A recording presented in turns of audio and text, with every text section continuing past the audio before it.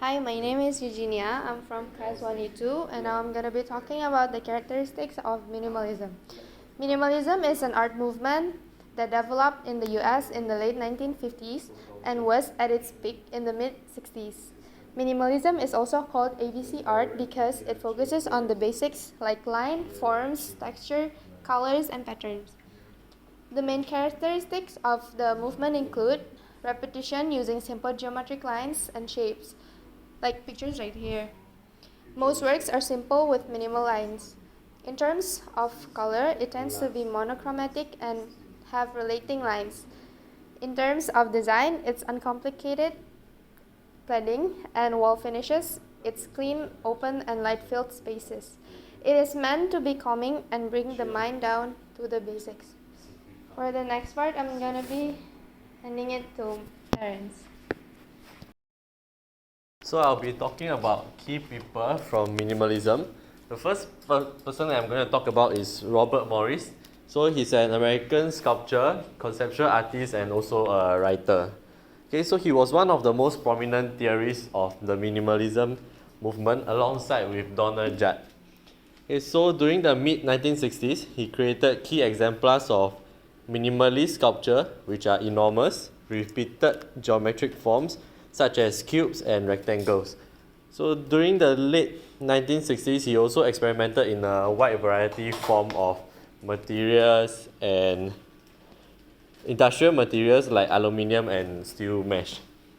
Okay, so for Donald Judd, he's an American artist whose rejection of both traditional painting and sculpture led him to a conception of art built upon the idea of the object as it exists in the environment.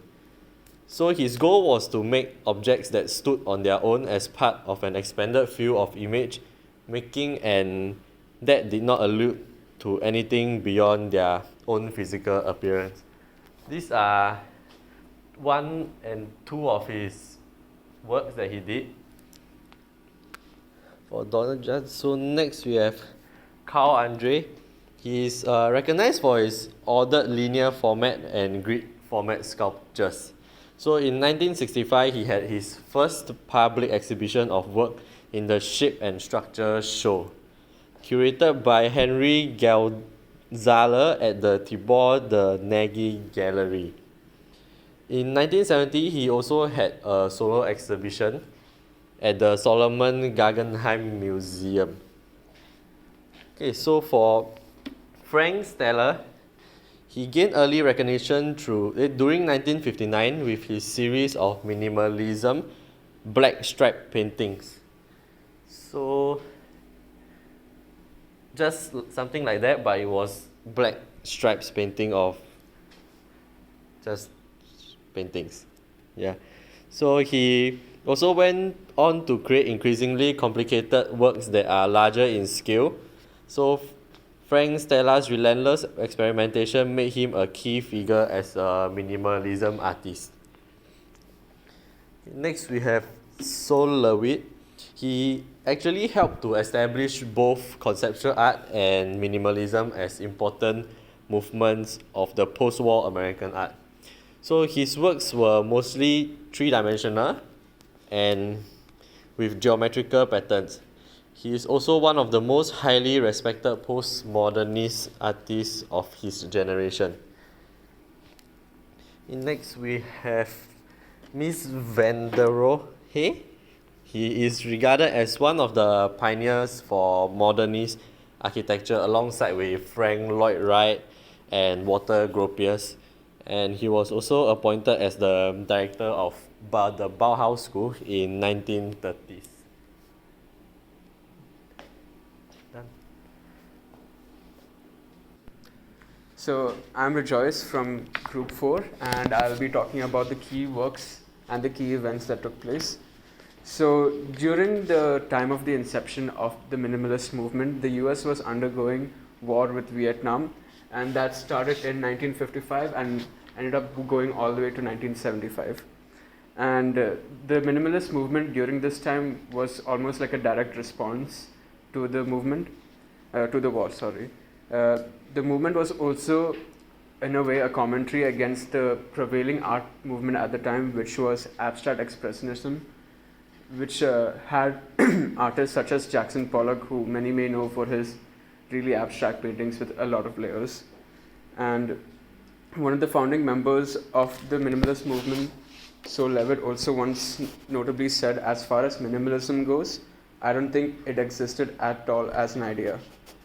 And in terms of art movements that helped contribute to where minimalism came from, we have things such as Russian constructivism, which focused more on a sculpture as the focal point rather than having a canvas. There's also notably older art movements such as Bauhaus and Dilstilge, with notable works such as Composition 2 from Piet Mondrian. And in terms of the key artworks that happened during the time, we had Die, which was made in 1962 by Tony Smith, and it was a 6-foot tall cube which viewers of the exhibit could walk around. And there's also Frank Stella's The Marriage of Recent Scholar 2, which was made using regular house paint and a home painter's brush. And upon first perception, people might think that it's just a black canvas, but only once you get close, you'll notice that there's a pattern within the painting. There's also The Diagonal of May 25th by Dan Flavin. And in terms of architecturally, you have the Barcelona Pavilion by Mies van der Rohe, which a lot of us know, who was the main artist during the digital movement as well. And most notably in terms of art from the minimalist movement was Donald Judd. As you can see here, he had famous works such as the 15 entitled in concrete and entitled in 1962. Now I will hand over the key innovations to Ziyi. Yeah, Ziyi from 1E2. Let me introduce the key innovation. Look at this picture first. So unwearable clothing from the piece of young. The Ghana course designed this unique dresses from the short from the yard draped over the body, which were meant to only be looked at the run rather than actually used. Next one is watch. This watch face used magnets to show the user the time when brought up to their face, and the ball shows the minute and